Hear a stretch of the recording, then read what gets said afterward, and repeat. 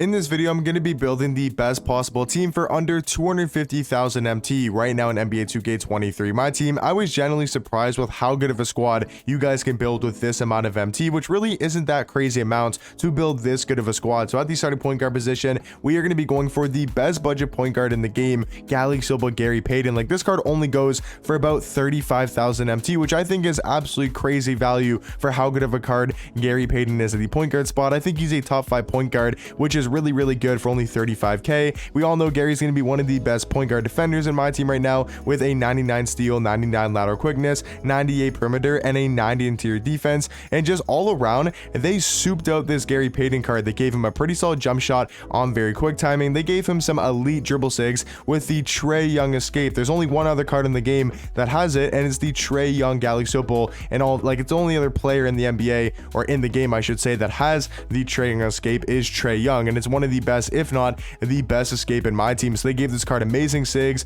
the Trae Young leaner, which is probably the best leaner in the game. Like, they just really souped them out, and we all know Gary is going to be such a good defender. So to have this card at the starting point guard position for only 35,000 MT, I think is going to be really good next to a guy like Cameron Reddish, who's going to be there for offense, and a guy who is 6'8" to help us a little bit height wise, because Gary is only 6'4", even though he plays way better than that in game. Like, he plays like he's 6'5" or 6'6", but have a 6'8" shooting guard next to Gary is going to be super good, with Cameron Reddish being 6'8" and can play shooting guard with an 8-foot wingspan. And we all know Cameron Reddish is also going to be a very good offensive card with a 95 driving dunk, 92 vertical. He's got 93 speed, 93 acceleration, has a very solid jump shot, MJ dribble style, Kobe Bryant escape. I mean, he's just a solid card for about 15 to 20,000 MT, just worth it. One of the better budget cards in the game at that shooting guard position. And then also at small forward, another really good card for his price tag, just like my man Gary Payton, and it's basically just Gary Payton but at small forward, and that is going to be Galexopal Jonathan Isaac, who's only about 65,000 MT, or maybe even a little bit lower. I've seen this card go as low as 55 to 60,000 MT, and he is basically just Gary Payton but at small forward. He's a 6'11" small forward with a 7'2" wingspan, probably the best defender in my team right now, with a 98 block, 95 steal, 97 lateral quickness, 95 perimeter, and a 95 interior defense, with tons and tons of good Hall of Fame defensive badges. Like, I think with his animations, you know, with his height, his wingspan, his player model, I do think this is the new best defender in the game. And then even offensively, like, he's not that bad. He's got his jump shot on very quick timing. He's got some very solid dribble sigs, normal leaner. Like, he can move a little bit on the court if you have to. He can create his own shot if he needs to with the normal leaner, and just overall is such a good small forward for 65,000 MT. And then at our power forward position, this might seem a little bit weird starting Claxton, but it's because I want to have a different pairing off the bench that I'll explain a little bit more later here in the video. But Claxton is still going to be a very good defensive power forward, and I feel like next to our center, we need a guy who's also 6'11" with a great player model, great wingspan, and a very good defender. He's got a 98 block, 95 interior defense, 94 steal, 88 perimeter. Like, we're assembling a really good defensive squad of Gary Payton, Jonathan Isaac, Claxton, and then at our center position is going to be a really glitchy center, and that is going to be the Pink Diamond Dino Raja, one of the best value cards in my team right now, only about 30,000 MT, maybe like 30 to 35k, and he's going to be an amazing starting center because he's 6'11", the same height as Claxton, but he's got an 8-foot wingspan, a 7'11" wingspan, which is going to really help him out on the defensive end, blocking shots, contesting shots, getting rebounds, able to finish on the basket. He's just one of the more glitchy cards in the game for also being super cheap for how good of a card he is. And then they also gave him the Donovan Mitchell base, which is a really good base in my team, so he's got a great jump shot. They gave him really good dribble sigs with the Steve Francis size up, which means he can actually move at a very high level. He's got front clutches, he's got the normal leaner. Like, they really souped out this card, and overall I think he's going to be such a good center next to Claxton and Jonathan Isaac, obviously providing that height and that wingspan, you know, next to a 6'11" center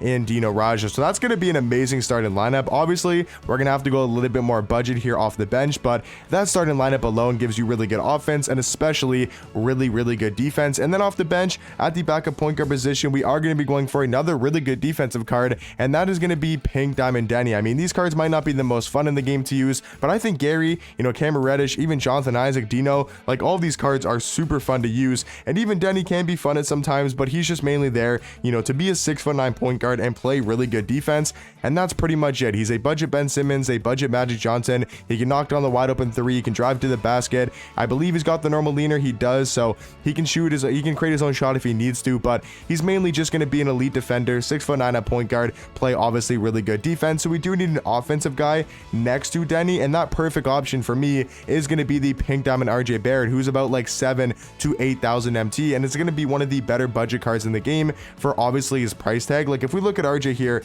on 2KDB, he is so good for only like a under 10,000 MT card. He's a 6'6" shooting guard with a 6'10" wingspan, just super well-rounded stats. He's got a 90 steal, 93 lateral quickness, 93 perimeter, also does have an 86 block and an 85 interior defense, so going to be a very solid defender. He can drive to the basket with a 95 driving dunk. He's got a Hall of Fame bully, limitless takeoff, posterizer, which is super nice to have. And then RJ does have a very solid release, RJ Barrett on quick timing, and then also does have the MJ dribble style. So good to go into the basket, can play solid defense, can knock down a wide open three, and create his own shot if he needs to, and going to be a really good offensive shooting guard next to Denny. But I feel like we still need a little bit more offense off the bench, and I feel like who's better than having MPJ if we're looking for offense at the small forward position. I wanted to go with Rudy Gay, but he's like 20,000, 30,000 more MT than a guy like MPJ.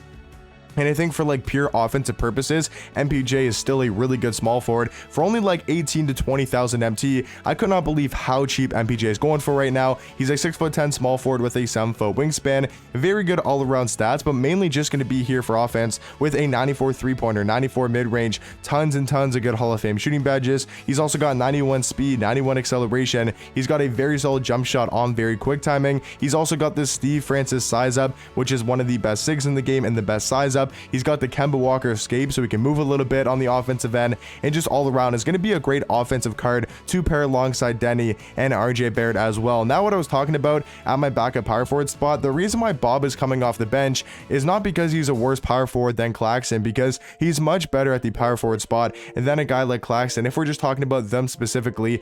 But I do think off the bench, we're going to go with the Pink Diamond James Wiseman. And if you look at like this, right, we're going to have a lot of defense off the bench with Claxton, with Denny, and with Wiseman. But if you look in our front court between Wiseman and Claxton, both these guys have super, maybe not Claxton as bad as Wiseman, but Wiseman has such a bad release and it's super hard to green. And then Claxton doesn't have like the best of jump shots either, so it's going to be really hard to get threes up with these two guys on the court. And overall, like if somebody puts you in a zone, you're really going to struggle with these two cards on the court at the same time. So what you want to do is you want to balance out the lineup a little bit, putting Claxton next to Dino, who is a little bit undersized, you could say, at center, but even though he's an 8-foot wingspan, I don't think he's undersized. But just to give him a little bit more defense, you go with a guy like Claxton, because Dino's got a great release and he can space the floor and actually create his own shot with the Steve Francis size up. And then off the bench, you go with a guy like James Wiseman, who doesn't have a really good jump shot. It's super baited, very hard to green, but he provides you that defense, that height, that wingspan, that rebounding ability. You pair him next to a 6'9" power forward in Bob Nedelecki, who has a really good jump shot, can knock down threes at a high level, be that really good offensive four